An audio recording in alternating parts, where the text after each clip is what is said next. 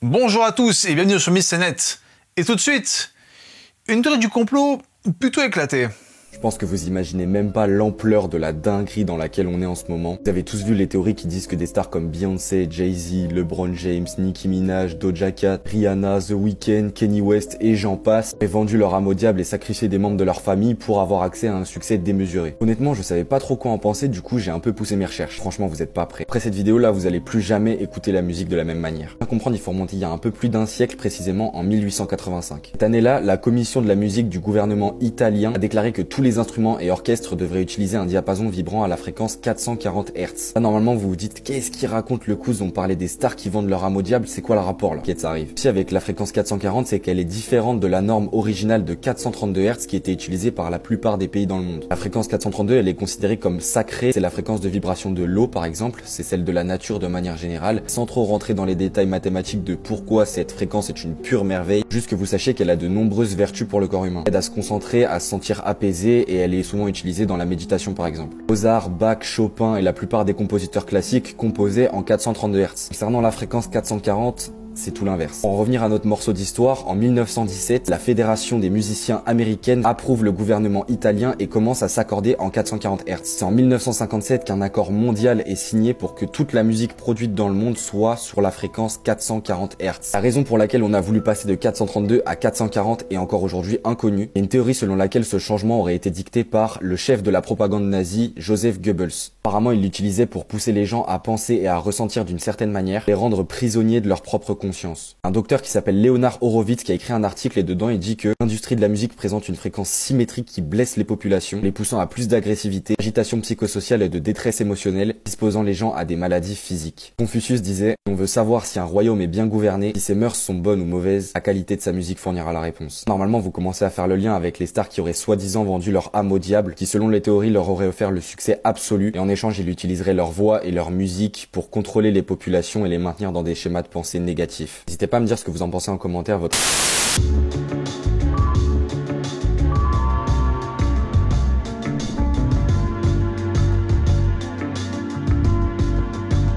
Cette vidéo est l'œuvre du compte TikTok Brian.fl qui s'intitule L'industrie cherche à nous contrôler et qui est sa vidéo la plus visionnée avec un total de 3 millions de vues. À côté, il fait aussi d'autres vidéos complotistes, mais aussi il fait des vidéos de conseils d'entrepreneurs. Tenez-vous prêts, dans cette vidéo, je vais vous apprendre à payer avec votre cerveau et à pas payer avec de l'argent. En fait, au lieu d'aller vers les gens et de payer leurs services, vous pouvez vous proposer vos services contre les services de la personne. C'est-à-dire que si vous avez développé vos compétences, que vous en avez dans votre cerveau, vous pouvez utiliser ces compétences-là pour aider quelqu'un et si vous avez besoin de ces compétences à lui, il va mettre ses compétences à votre profit et comme ça, vous aurez tous les deux fait un échange, pas monétaire, mais de compétences et de services. Oui, mais du coup, si on fait ça, on n'est pas payé. Et vu qu'on vit dans un monde... Oh, ça me fatigue déjà là. Bref, on reviendra plus tard sur la personne, car d'abord, étudions sa vidéo. Alors, on est sur un ratio vertical, la norme absolue des formats type TikTok ou des shorts sur YouTube. Il se filme en contre-plongée. Le plafond derrière lui est plus sombre, qui de facto le met en avant vu qu'il est éclairé, tout en étant bien sûr au centre de l'image. Donc déjà, on est sur une ambiance un peu secrète. On a l'impression qu'il se cache avec le plafond, qu'il écrase, et cette façon de se filmer donne une impression de confidence, mais qui au final le met surtout en valeur. Les sous-titres restent sous son visage, mais pas en bas de la vidéo, et les images illustratives sont au centre. Le tout, bien sûr, pour qu'on reste focalisé sur lui et sa théorie. Et ces images, on peut les voir que pendant très peu de temps, car ça ne dépasse pas les 3 secondes à l'image. Et puis, ces images n'ont qu'une valeur illustrative de ce millefeuille argumentatif qui servent avant tout à dynamiser sa vidéo. Sans oublier qu'au début, la plupart des stars qu'il cite font le signe du triangle en référence aux Illuminati, évidemment. Et son millefeuille argumentatif, accompagné par ces images illustratives, est aussi accompagné par un montage très cuté, donc un montage dynamique qui donne un rythme haletant à son discours. Et il finit sa vidéo par des supposées citations de personnalités qu'on va dire reconnues, qui servent ici d'argument d'autorité à ce qu'il dit. Mais on voit surtout un sophisme très classique pour une théorie du complot, et le sophisme, on en parlera aussi plus tard. Mais maintenant, on va falloir un petit peu démonter tout ça, surtout sur le point qui peut donner du crédit à cette théorie, ces histoires de fréquences en 432 et 440 Hz. Et comme je n'ai pas de connaissances aussi techniques sur la musique, eh bien on va faire venir un collègue du collectif du 404, Cédric Musique, il parle de musique et il s'appelle Cédric. La dinguerie. Comment vas-tu Cédric, ça va? Ça va très bien, et toi? Est-ce que tu peux te présenter? Alors, je m'appelle Cédric, je fais de la musique, aussi incroyable que ça puisse paraître. Tu as bien vu que le mec, il parlait de 432 Hz, 440 Hz, mais à la base, c'est quoi une fréquence en Hz? Qu'est-ce que c'est une fréquence, déjà? Une fréquence, c'est un déplacement de l'air. Un Hertz, c'est le nombre de fréquences par seconde. Et un Hertz, c'est une fréquence par seconde. Pour 432 Hz, ça veut dire qu'il va y avoir 432 répétitions sur une seconde. 440, ça veut dire qu'il y en a juste 440. Et donc, l'oreille humaine, elle peut capter de 20 Hz, à peu près, à plus de 20 000 Hz. Donc, en gros, en dessous des 20 Hz, c'est des ultra basses. Et au-dessus, 20 000 Hz, c'est l'ultrason, c'est ça? C'est ça, ça va être de l'ultrason, effectivement. Et en fait, les infrabasses, comme les ultrasons, sont ressenties dans le corps. Si on les entend pas, elles peuvent avoir des effets sur le corps. On sait aujourd'hui en médecine qu'effectivement, trop d'infrabasses peut, par exemple, créer à terme des problèmes cardiaques. Donc, c'est pour ça que ça part pas complètement de nulle part. Il y a une base un peu scientifique, mais en l'occurrence, dans la vidéo, ça va juste trop loin, ça n'a plus de sens. Du coup, finalement, pourquoi 432 et puis ensuite, pourquoi 440? Alors déjà, pourquoi 432 par rapport à 440? Déjà, il y a avant 432. Il faut imaginer que la musique, comme tous les arts en général, effectivement, c'est quelque chose de très arbitraire. En l'occurrence, la musique, pourquoi cette fréquence plutôt qu'une autre? C'est parce qu'on la trouve jolie. À titre d'exemple, pourquoi 432 Hz, ça correspond à la note La, mais la note La, ça n'a pas été avant juste 432 Hz. Pendant longtemps, ça a été 425 Hz, à une époque où on n'avait aucun outil pour comprendre qu'est-ce que c'était 425 Hz. Donc, il y avait forcément des différences entre une personne qui s'accorde et une autre. Finalement, effectivement, avec des gens qui étaient extrêmement experts en musique, ils pouvaient repérer que cette note, c'était habituellement celle-là que l'on considère juste, mais entre pays, entre continents, un La à un certain Hertz, ça n'a pas de sens, ça n'existe pas. Ok, c'est vraiment, à la base, c'est plutôt chacun à ses propres références finalement. C'est ça. Il y a eu une période où on a commencé à jouer de plus en plus aigu, parce que quand c'est un brin plus aigu, c'est un peu plus excitant. Et donc du coup, effectivement, l'audience qui réagissait plus positivement à ce que jouait l'orchestre.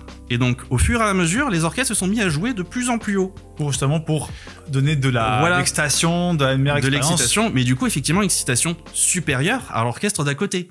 Et finalement, en fait, on dépassé les 440 Hz, au final. Largement, on a pu... alors, ça a créé des problèmes, parce que autant les instruments, on peut les construire de manière à aller de plus en plus vers les aigus, autant la voix humaine... Elle est limite. Elle est limitée. Et donc, du coup, en fait, on s'est retrouvé avec des orchestres qui jouaient super haut, mais des chanteurs qui ne peuvent pas aller aussi haut, qui ne peuvent pas suivre. Et donc du coup, à un moment donné, il a bien fallu qu'on s'organise pour arriver sur quelque chose de stable. Surtout qu'en plus, historiquement, on arrive sur une époque où on commence à tout mesurer de façon beaucoup plus précise.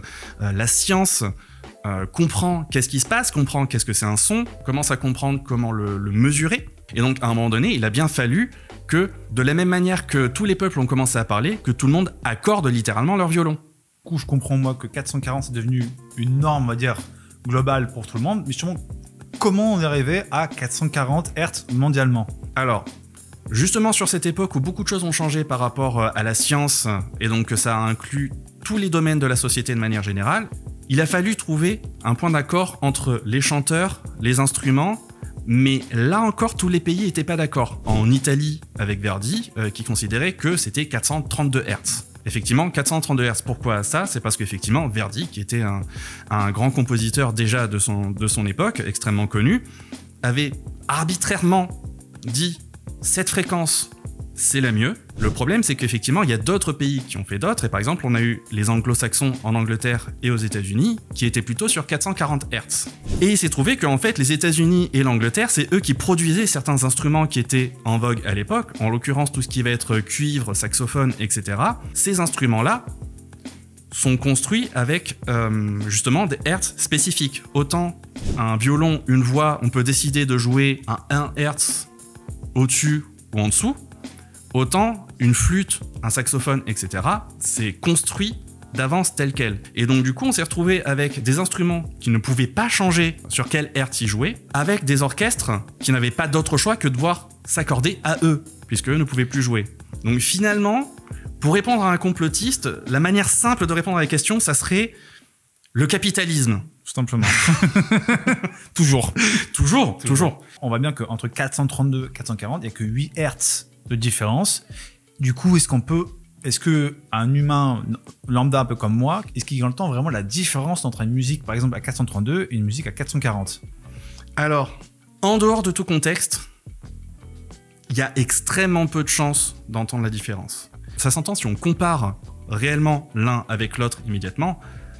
Si on entend une musique comme ça, à part pour un professionnel, il n'y a aucun moyen de savoir si c'est 440 ou 432. Ok, c'est d'ordre arbitraire, d'ordre empirique, on peut dire les 432, 440, mais finalement le 432 et même finalement les autres, ça se repose sur quelle base?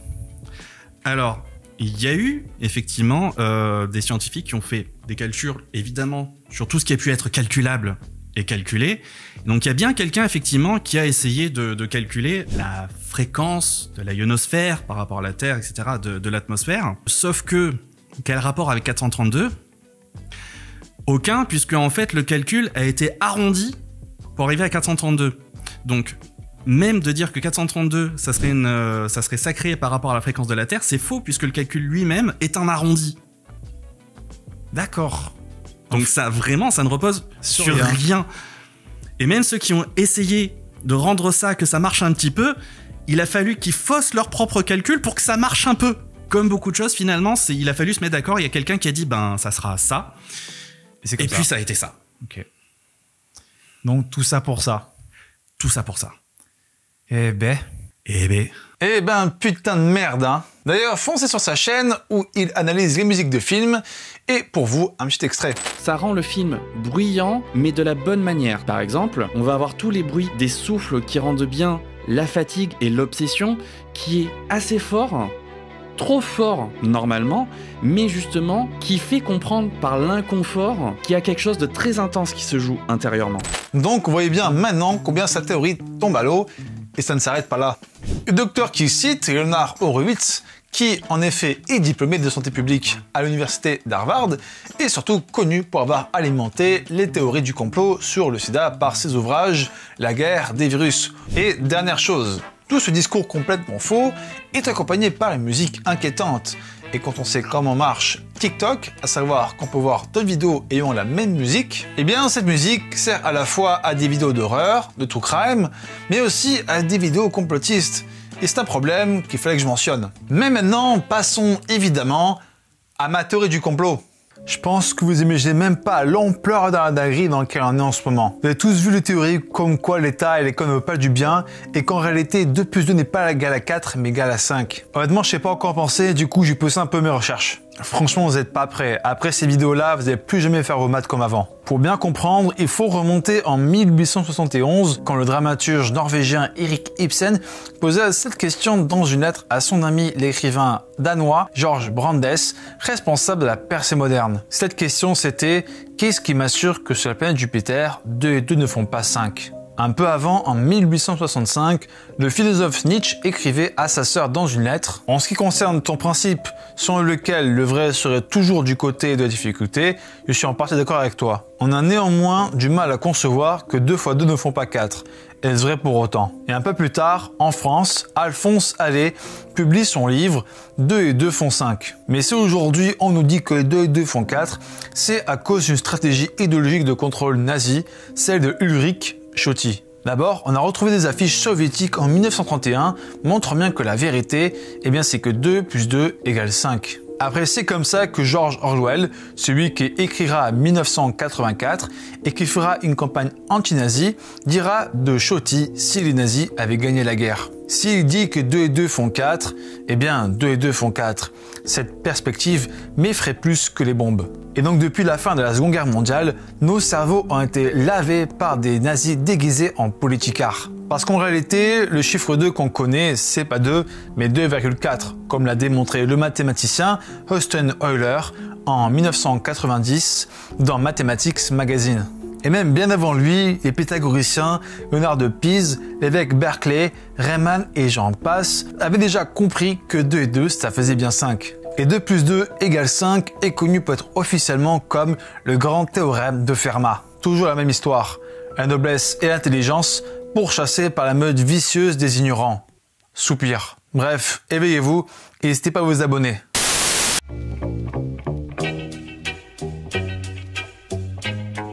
Maintenant, on va parler de notre personnage. Il s'agit de Brian Folio, entrepreneur qui, en dehors de cette théorie du complot, livre des conseils en entrepreneuriat, que ce soit dans le cadre du développement personnel ou dans le cadre de la vente de services.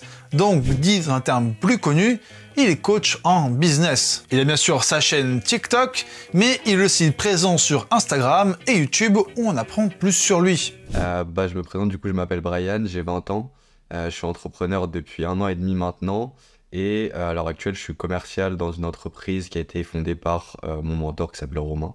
Sur sa bio Instagram, on peut voir qu'il est directeur de marketing de Mastro Evolution, cette entreprise qui regroupe plusieurs formateurs et entrepreneurs dont Brian Folio qui aurait gagné 60 000 € en 120 jours. Et Mastro Evolution propose des formations pour des personnes souhaitant se lancer dans l'entrepreneuriat avec comme promesse de trouver 10 clients par mois qui te payent entre 1000 et 10 000 € pour ta compétence et tout cela dans la joie pour seulement 900 €, rien que ça. Il est un exemple typique du coach en business qui mélange toutes sortes de notions et de croyances dans ses conseils de développement personnel et en business. Notions et croyances venant de part et d'autre, y compris du côté du New Age, et très souvent, pour lui comme pour les autres, tout ça est très lié. Pourquoi est-ce que c'est important de justement avoir ce contrôle-là sur soi? Parce que tu attires qui tu es. En fait, si tu vibres à une haute fréquence, tu vas attirer des personnes, des événements qui sont sur cette même fréquence. Et inversement, si tu vibres bas, tu vas attirer des personnes qui sont à des basses fréquences, des événements qui sont pas ouf, tu vois. D'ailleurs, il suffit de chercher sur YouTube des entrepreneurs, des coachs en business et ou en développement personnel pour tomber sur des cas similaires et même encore plus marquants. Genre, par exemple, Jean Laval qui propose vraiment toutes sortes de conseils, et j'insiste sur le toutes sortes de conseils, et qui visiblement sait de quoi il parle. Comment capter les énergies négatives. Alors ce que je vais te partager dans cette vidéo, c'est extraordinaire. Et c'est plutôt fun de faire le test. Donc c'est très simple. Ça va être une de mes vidéos les plus courtes que j'ai jamais faites. Va au supermarché ou à ton épicier et achète plusieurs citrons.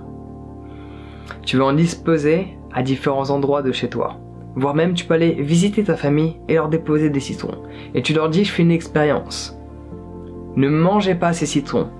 Laisse-le pourrir. Laisse-le pourrir? Oui. C'est là que tu vas voir où sont les énergies négatives. Ah oui, quand même. Ce même Jean Laval qui propose des formations à seulement 2000 €. Ok d'accord, mais finalement, quel est le rapport avec les théories du complot? Eh bien, le rapport entre l'entrepreneuriat, le développement personnel, les croyances New Age et les théories du complot est dans un style de fiction très précise, l'éveil de soi. En effet, la fiction la plus vendue à travers ces domaines, entre grandes guillemets, c'est bien l'éveil de soi, et qui se raconte par différents récits propres à ces domaines. Par exemple, dans l'entrepreneuriat, c'est le storytelling. Dans le développement personnel, c'est la transformation de soi. Dans le New Age, c'est le moi mystique. Et enfin, dans le complotisme, c'est la prise de conscience du complot. Et le présumé but de chacun de ces récits est le même, nous éveiller, nous élever à une conscience supérieure, ou dit de façon plus populaire, nous faire sortir de la matrice. D'ailleurs, on retrouve le même style de métaphore dans la bio TikTok de Brian Folio. Mais d'abord, pourquoi tout ça se confond? Et puis, pourquoi cette même fiction, qu'apporte comment elle est racontée? La réponse est très simple, un rejet du monde.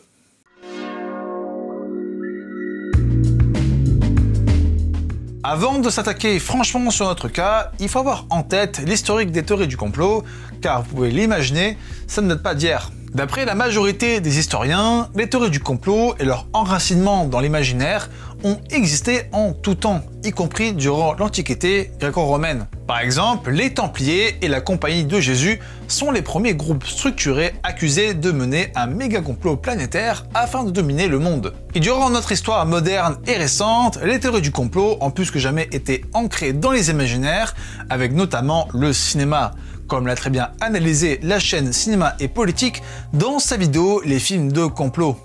Depuis quelques années déjà, les États-Unis sont en proie à une crise de confiance. En analysant de nombreux sondages réalisés entre 1958 et 1981, les chercheurs Simon Martin Lipset et William Schneider ont constaté à partir du milieu des années 60 un changement d'attitude envers les institutions et en particulier une érosion de la confiance à leur égard. Ce sentiment progresse d'abord entre 1964 et 1970, une période faite de nombreuses controverses politiques. Puis à partir des années 70, dans un contexte marqué par la récession économique, la multiplication de scandales dont celui sans précédent du Watergate, mettant à jour les pratiques illicites du gouvernement, des grandes entreprises et des agences de renseignement, le sentiment de défiance s'approfondit et le malaise s'installe. Mais par où tout a commencé? Au sujet de cette période affectée par la crise de confiance, une formule revient souvent, comme un leitmotiv. L'assassinat de John Fitzgerald Kennedy, le 22 novembre 1963, serait le moment où tout a basculé. Cette théorie part toujours d'un événement. Cinéma et Politique le montre avec l'assassinat de Kennedy, mais avant il y avait par exemple la Révolution française, et l'événement le plus important de nos jours dans les théories du complot reste les attentats du 11 septembre sur le sol américain en 2001. Et si le cinéma a ancré les théories du complot dans les imaginaires, Internet les a propagées et nourries comme jamais, avec par exemple une théorie au nom qui peut faire rire, le Pizzagate. And the craziest fake news of all is something called Pizzagate. People actually believe a conspiracy theory that Hillary Clinton and her former campaign manager John Podesta ran a child sex ring at a pizzeria in DC. Ce qu'il faut comprendre avec cette historique rapide des théories du complot, c'est que ce rejet du système par ces récits existants depuis si longtemps nous apprend une chose essentielle sur les théories du complot. Le but principal des théories du complot, c'est qu'elles ne soient jamais résolues pour qu'elles perdurent éternellement, jusqu'à créer un flou toujours plus grand entre fiction et réalité. Et c'est d'ailleurs en partie pour ça que les narratifs de théories du complot ont si peu de nuances entre elles, et ce même après autant de temps d'existence. Et ce flou alimente un procédé rhétorique bien trop connu, le sophisme. Le sophisme est un procédé rhétorique, une argumentation à la logique fallacieuse.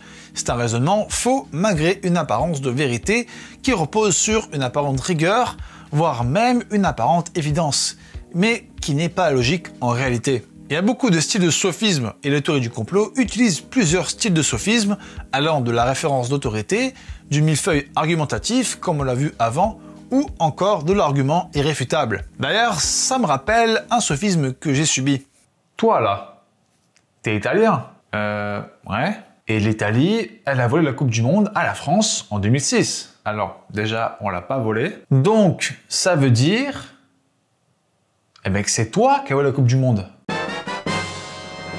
C'est raciste ça, monsieur. Et à propos de biais de confirmation, quel est le biais de confirmation de notre entrepreneur complotiste? Eh bien qu'il est un éveillé, un rebelle, voire un élu, car il a su être autonome par son activité, qu'il a su s'émanciper de ce qu'on a appris et qu'il connaît la vérité. Donc on est bien sûr un biais de confirmation particulièrement narcissique. D'ailleurs, ce biais de confirmation, on pourrait lui donner un autre nom bien plus parlant, une fiction. Car on voit bien combien la théorie du complot, les conseils de formateurs et sa réussite d'entrepreneur nourrissent sa propre fiction qu'il impose aux autres comme une réalité qui n'est finalement que la démonstration d'un narcissisme. Et le problème, c'est que des gens y croient. On connaît les nombreux témoignages des personnes s'estimant s'être fait arnaquer en suivant ce genre de formation en ligne. Et on connaît aussi ces personnes qui cèdent tristement aux théories du complot pour des raisons bien plus personnelles et graves, comme l'a expliqué William Oduro, auteur du livre Dans la tête des complotistes, dans une des émissions Les Conspirateurs par l'Observatoire Conspiracy Watch. Une des personnes dont je parle dans le livre, qu'est-ce qui l'a fait entrer dans le complotisme? Qu'est-ce qui l'a fait adhérer à l'idée que ok, les vaccins étaient dangereux, qu'il fallait monter en vibration, etc. Bah, c'est le fait qu'elle a appris un jour qu'elle avait une maladie, que eh bien, le seul traitement qu'on pouvait lui prescrire, c'était une médicamentation à vie, aux effets incertains. Bah, d'un seul coup, d'autres discours font un petit peu feuillage, et permet de protéger autre chose, l'idée que, en fait, non, elle va réussir à se guérir seule. Et tu vas vivre avec ta maladie, tu vas apprivoiser ta maladie, elle fait partie de toi, et finalement, la maladie n'en est pas vraiment une, c'est juste le symptôme d'autre chose, c'est parce que, en fait, psychologiquement, je ne suis pas devenu vraiment qui je suis, il faut que je me rencontre, il faut que je m'aide à la vie. Donc les personnes qui en tirent des réels bénéfices de cette fiction, ce sont ceux qui la fabriquent encore et encore, jusqu'à faire croire que cette fiction est une réalité. Car la vraie manipulation par ce narcissisme, c'est d'associer sa personne avec cette fiction irréelle, donc de donner une image elle aussi irréelle, pour jouer sur la naïveté des autres et créer un déni de réalité. Mais comment, au fond, la fiction peut prétendre à nous éloigner de la réalité? Eh bien, on a bien vu finalement combien la fiction doit avoir une apparence objective, tout en ayant paradoxalement des structures subjectives. Sa force est d'installer un climat de l'ordre de l'imaginaire dans un cadre d'explication rationnelle ou réaliste, car la fiction est le lien entre le réel et l'irréel. Voilà, merci à tous d'avoir regardé ma vidéo. Évidemment, un grand merci à Cédric pour son intervention et des remerciements aussi tout particuliers à Cinéma et Politique de m'avoir autorisé à utiliser un extrait de sa vidéo. Et sinon, comme toujours, un merci au 404 de me soutenir. Le 404 est un comité de vidéastes dont moi et Cédric Musique en faisons partie. Le lien du Discord est en description. Et en attendant, je vous dis à la prochaine. Ciao! C'était M, c'était N, c'était Mécénette.